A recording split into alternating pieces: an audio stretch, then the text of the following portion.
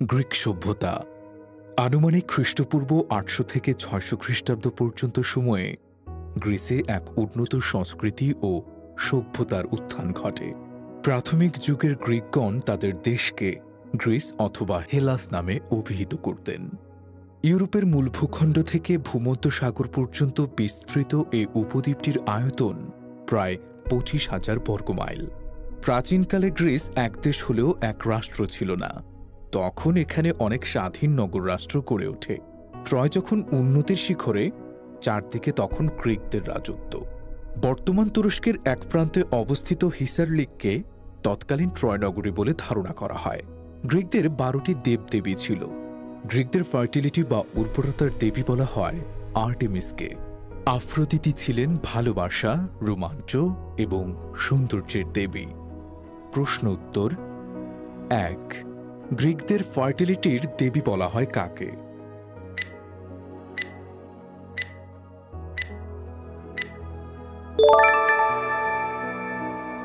দুই, ইতিহাস বিখ্যাত ট্রয় নগরী কোথায়?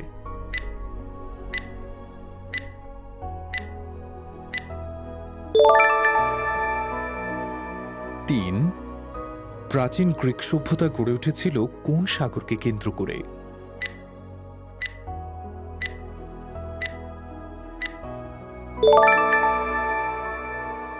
৪. গ্রিক পুরাণে ভালোবাসার দেবীর নাম কি?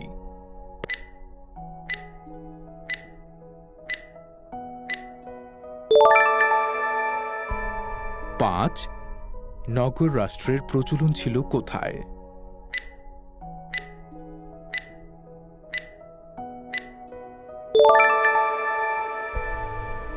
'বর্তমানে ট্রয় একটি প্রত্নতাত্ত্বিক নিদর্শনের নাম। ট্রয় নগরী এবং ট্রোজান যুদ্ধের কথা আমরা জানতে পারি প্রাচীন গ্রিক লেখক হোমারের মহাকাব্য ইলিয়াড এবং ওডিসি থেকে। হোমার ছিলেন প্রাচীন গ্রিসের অন্ধ মহাকবি। গ্রিসের দার্শনিকদের মধ্যে সবচেয়ে খ্যাতিমান ছিলেন সক্রেটিস। সক্রেটিসকে সব জ্ঞানীদের গুরু বলা হয়। দার্শনিক প্লেটো ছিলেন সক্রেটিসের ছাত্র। তিনি গ্রিক দর্শনকে চরম উন্নতির শিখরে নিয়ে যান।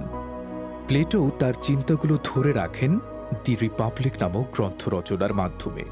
এই গ্রন্থে প্লেটো দার্শনিক রাজা শাসিত আদর্শ রাষ্ট্রের কল্পনা করেছিলেন। প্রশ্ন উত্তর: ১. দ্য রিপাবলিক গ্রন্থের প্রণেতা কে?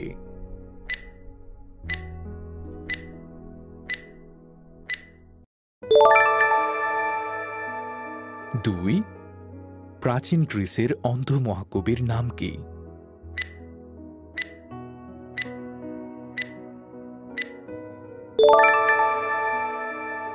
৩. দার্শনিক রাজা শাসিত আদর্শ রাষ্ট্রের কল্পনা করেন কে?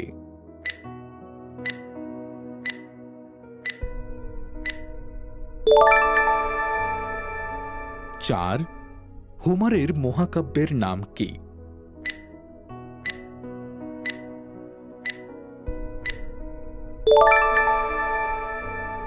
৫. সব জ্ঞানীদের গুরু কাকে বলা হয়?